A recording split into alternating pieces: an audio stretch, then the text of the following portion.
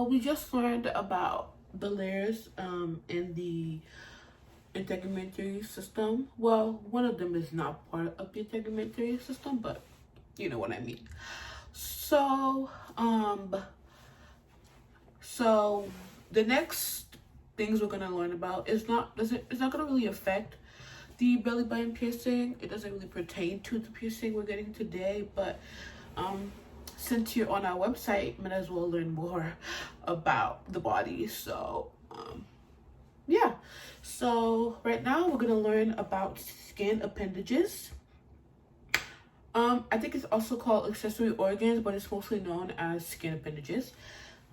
So the skin appendages are located in the dermis and are integumentary accessory structures. So yeah, this is basically what the skin appendages are. So first we have the hair. The hair, the human body is covered with hair. Everywhere is covered with hair, except with the exception of your palms, your lips, your soles, and yeah. So even your belly button, I believe, has a little hair in it. Not to be grossed out. So the hair is made up of dead keratinized cells. Remember what I said earlier? Keratinized cells are dry cells, basically. They're waterproof, okay? So the hair has two main regions, and they are the hair shaft, which is actually the portion that's above the skin. So it's the hair that we can see, you know, when you have a body hair. That's the hair that we can see. It's the hair shaft. Then we have the hair root, which is the ones that we cannot see. It's embedded into the skin, okay? So the hair root usually starts in the dermis or hypodermis. And the hair, some functions of the hair that it protects and insulates, and it guards opening against particles and insects. Okay? So, another thing about the hair is that the hair follicles. The hair follicles are bags that contain the hair root. Okay, we talked about the hair root being embedded into the skin. So the hair follicle contains the hair root, and it's an inside layer is germinativum. It's really hard to pronounce. So yeah, and the papilla at the bottom of the hair root contains the blood vessels and the nerve endings. Okay, this is all about the hair and the hair follicles.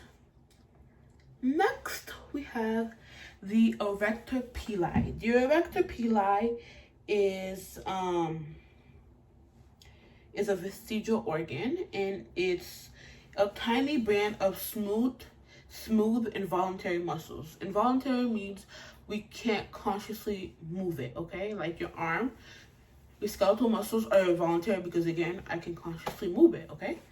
And so basically the erector pili is attached at one end of the hair follicle and in the other at the papillary layer. And what it does is that it raises hair to look bigger.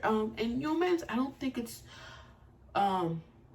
really not important, but really, you know, useful because we don't have a lot of hair. But animals like cats, you know, when they're scared, their hair raises up and things like that. So yeah. So again, it happens when we're cold and when we're scared, like I said before. And so the hair stands up to create more pockets of insulation for usually animals and things like that. The next thing we're going to be talking about is the sebaceous glands. And it's basically oil glands that contain sebum, or secrete sebum, I should say. And it's usually secreted into your hair follicles, which keeps your hair from becoming brittle and skin soft, basically. And it also has an antibacterial component. So this is just about a little bit of information about the skin appendages. It's not really important in this matter, but you're here, so might as well learn more, right?